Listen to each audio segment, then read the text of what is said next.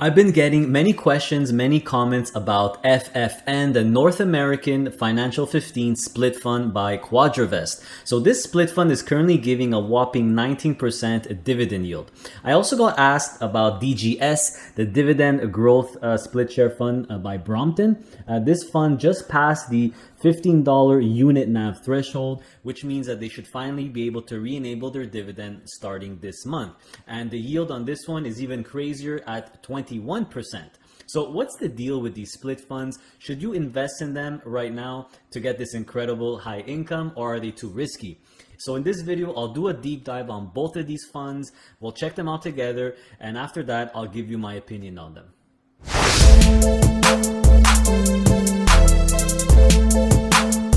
So let's check out FFN in detail, guys. North American Financial 15 Split Corp by Quadravest. I'm directly on Quadravest's website. That's where you should go if you want to do research on a fund. It's directly on the fund's homepage. So in terms of what this fund holds, it's really the best of the best when it comes to financials in North America. So you have five US companies, five of the best US financial stocks. So you have Bank of America, Citigroup, Goldman Sachs, JP Morgan and Chase, and Wells Fargo. In terms for the rest, the other 10, well, they're all the Canadian ones that we all love. You got the big five banks, so BMO, Bank of Nova Scotia, CIBC, Royal Bank of Canada, and the TD, as well as the top three life cos or life insurance companies in Canada, Sun Life, Manulife, and Great West Life. And you also have CI Financial Corp, which is the biggest or one of the biggest asset managers in Canada. By the way, CI Financial Corp, they own the CI First Asset ETFs, which of course we all love dearly. So if you scroll down, you could actually see what the unit NAV is. So the unit NAV, if you don't know, is the value of one preferred share and one Class A share. Very easy to distinguish. The preferred shares, they're basically always worth $10. So if ever you see the total here, of $16.35. Well, if you want to know what the NAV is for just the Class A shares, all you got to do is minus $10. So it's about $6.35. So together, the unit NAV as a unit, $16.35. So a little bit over that $15 unit NAV minimum or threshold in order for the Class A shareholder, which is us, to get the dividend. So if we look up this stock, and today, the market is just about to close on March 24th, and it's at $6.97, so it went up 4 cents. But the dividend yield here, this is what I want to show you, is a whopping 19.52%. Absolutely incredible. I just want to show you the whole history of the dividend now. So in the last 20 years, so this fund started in late 2004, and you could actually see all these little D's are the monthly dividends. And as you could see, there's some sections here where there's misses. So obviously you have 2008, there was a nice big section here where it did not give the dividend for actually 2 years, which is pretty long. And then it gave the dividend up until the COVID-19 crash. And as you could see, it just restarted giving the dividend in January 2021. So very quickly, before we move on and I give you my opinion on FFN, I just want to show you a very identical or similar split fund also from Quadravest called the Financial 15 Split Corp. So this is the stock symbol is FTN instead of FFN. But if you look at the holdings, what this fund holds, it has the exact same holdings as FFN. You got the five US financials, and you got the 10 Canadian financials. The only difference is really the strength of the unit NAV. This one here has a unit NAV of over $20, almost $21. So a lot stronger than FFN, and it has the exact same company. So you might be wondering why?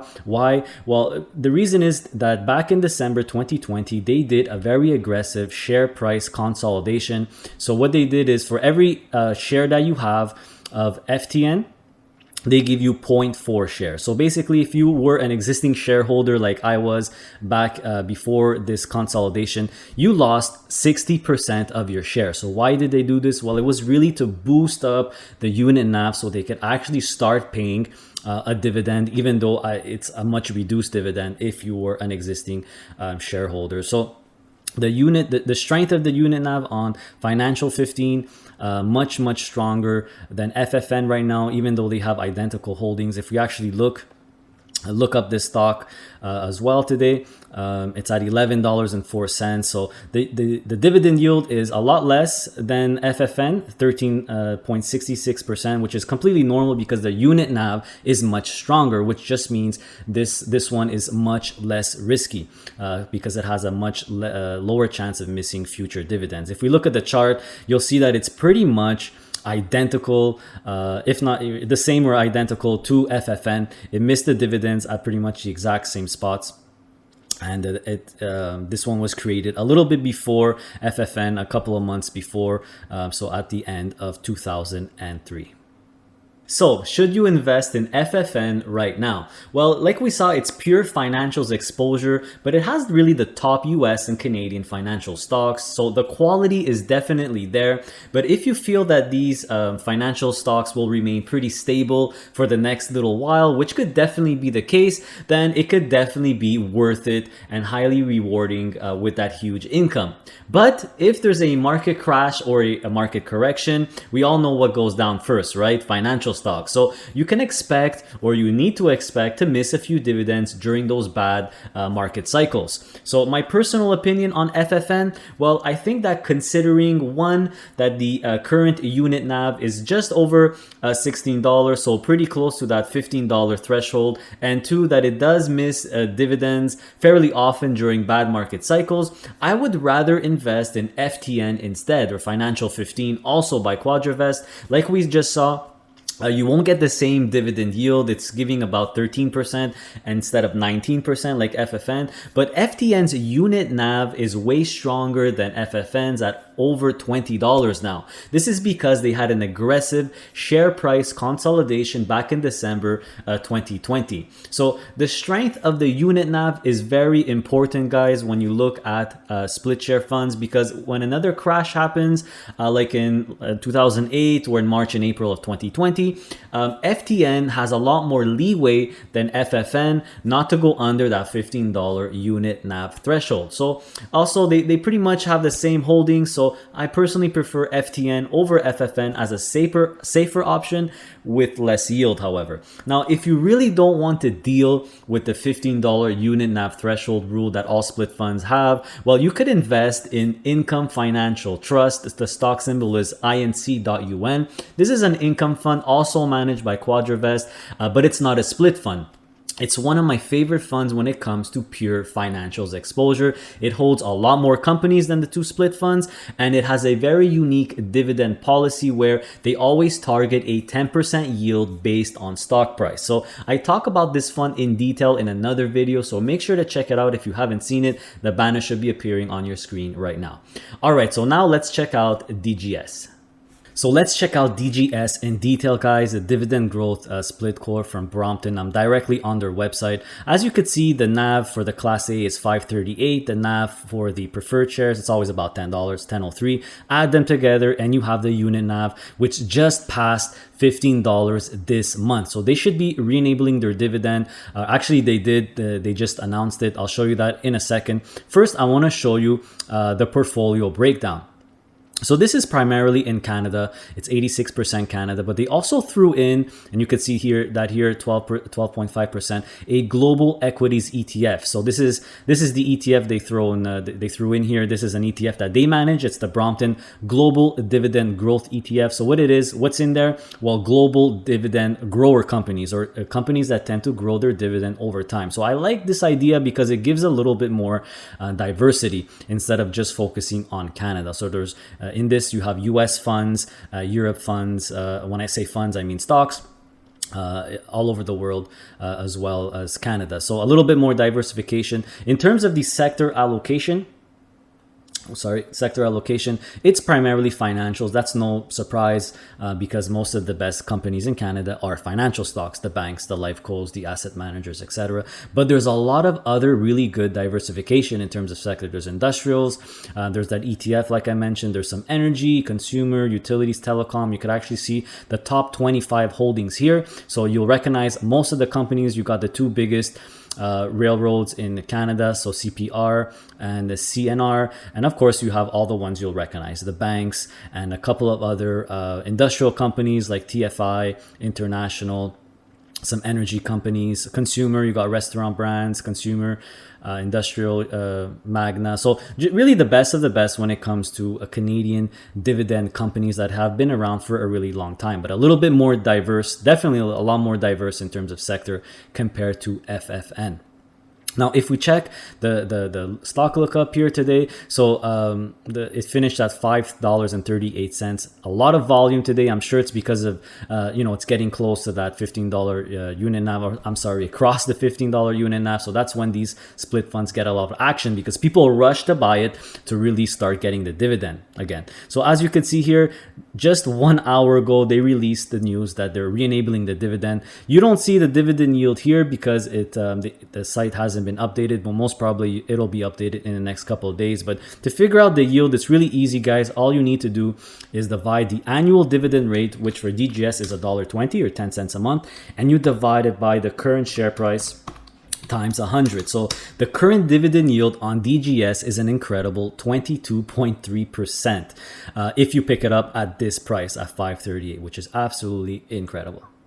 Here is the graph for the dividends for DGS, guys. So it has missed some dividends, notably in 5 in 2008, a few here between 2018 and 2019. But the majority of the dividends missed, and to be exact, they missed 23 dividends out of about 156 months, which is actually not so bad. The majority have been during the COVID-19 crash. You could see that big empty space here, but obviously they re-enabled it now. So you're going to see a nice little D starting next month. So 23 misses out of about 156. So yes, there are some dividend misses, but taking into account the yield, it's really not that bad. All right, so like we just saw, DGS just crossed the $15 unit NAV threshold, which gives a dividend yield of over 20% right now, which is absolutely mind-boggling. Well, this one can also be a great pickup right now, guys. Unlike FFN, however, it's more diversified. It has a lot more stocks, all primarily based in Canada. But like we saw, this one also has a history of missing dividends in bad economic times, which is very common, by the way, for high-yielding split funds like FTN, like FFN as well. So I feel that this split fund is a bit more tempting than FFN because of its diversification. I don't own it myself, but I'm definitely starting to think about it. Finally, this month, it passed the $15 unit NAV threshold, so we could expect for the dividend to be re-enabled this month. The last time it paid the dividend was back in February 2020, just before the COVID-19 market crash. So I like the fact that it includes the global dividend ETF, which gives it some added diversification. But I'm still hesitant to invest in it simply because DFN or Dividend 15, also by Quadravest, looks like a better option overall to me. It also focuses on Canadian stocks, but it only has 15 stocks, just like the name says, whereas DGS has a lot more. DFN is heavier on the financials than DGS is, but it also has some non-financial stocks as well that we all love in Canada: TELUS, Bell, Enbridge, etc. So the dividend history of Dividend 15 is also much better than DGS, as it only missed 4 dividends since 2005, which is really, really incredible. DGS has missed about 23 dividends since 2008. So DFN definitely wins in that regard. Also, the unit NAV on DFN is just under $17, so it's slightly stronger than DGS. But the yield on DFN is about 15%, and the yield on DGS is over 20%. So considering everything, I feel a little bit more comfortable personally investing in DFN instead of DGS if you're really looking for a high yielding solution for stocks in Canada. Once again, if you don't feel like dealing with that split fund rule where the unit NAV has to be over $15 to get the dividend, I have another great option for you instead of DGS or even DFN. It's a fund called Dividend Select 15. The stock symbol is DS, and it's also by Quadravest, and it has the exact same dividend policy as INC.UN, the fund I mentioned earlier, where it targets a 10% dividend yield based on stock price. So I also discussed this fund in detail with the earlier video I mentioned, so make sure to check it out. So that might be a better option for you if you want safety above all else.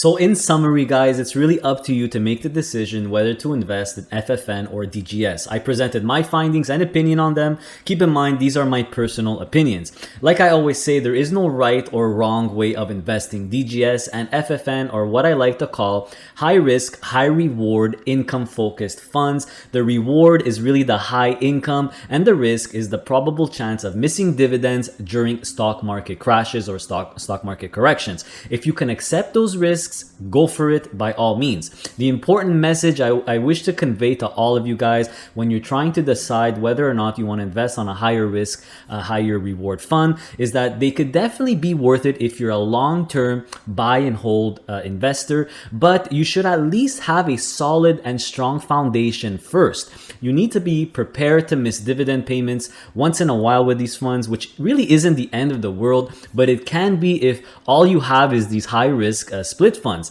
These funds should not make up, in my opinion, the biggest portion of your portfolio. Personally, split funds make up about 21% of my portfolio. Always ensure that you're balanced, guys. It's simply a matter of logic and safety and income consistency. If you already have a solid portfolio foundation, well then FFN and DGS can definitely be great additions to really boost that dividend yield and your income. As always, please support us, guys. Please support this channel by hitting that like button. It's completely free for you and it helps the channel out and get the news out there, the message out there. So it's a win-win. Also, please visit our website, passiveincomeinvesting.ca, where you can access my digital product, the Ultimate Dividend Passive Income Investing Package, which is really all the stocks you ever need to build your own portfolio. It comes with lifetime updates, so you only need to buy it one time in case a new version comes out, which it will soon. And on my website, you could also book a one-on-one live video consultation with me personally. If ever you want me to review your existing portfolio, help you build a brand new portfolio, you want to ask me a million questions, well, don't hesitate to book a one-on-one. It's right there on my website's homepage. There's a big calendar. All you got to do is find an open spot and book it. We're booked up for March and April. I'm already taking appointments for mid-May, which is great. I love doing it. I love helping people, meeting new people from all around the country. And finally, make sure you're subscribed, guys. You don't miss out on my future content and community posts, which is all designed to help you. And don't forget, we're also on Instagram and Facebook. Our Facebook group is growing at over 160 members now. So please join our community if you use Facebook. Our mission remains the same, guys. It's to help everyday working people to invest on their own, to build their own stream of passive income so they can enhance their quality of life. So with that, take care, guys. Stay safe. Get vaccinated as soon as possible when it's your turn, and see you next time.